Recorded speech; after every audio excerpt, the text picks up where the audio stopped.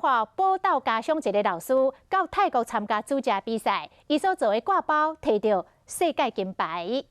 包啊切开到猪肉、咸菜、果然土豆粉、盐水，这是台湾平民小姐挂包食法真侪种，有的到山猪肉、刺丝，还有煎卵同款是芳讲讲。传统小姐挂包即马登上国际为国争光啊！20号方的盘顶有挂包，边啊有澳牛，澳牛顶有一片柠檬，有一点用新鲜水果做的水果签。摆盘真用心，并且充分发挥台湾精神，和这个台湾挂包套餐伫2019泰国国际乒乓杯比赛中得到世界创意小姐的金牌。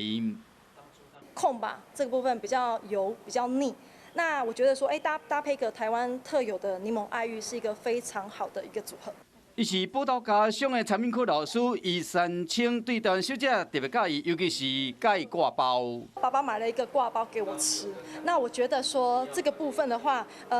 我很喜欢这个味道，那现在也成为我非常怀念的味道。将细汉的时食挂包的情怀化作创意的料理，可以成功伫泰国餐饮比赛内面摕到金牌，嘛，互台湾小姐挂包扬名国际。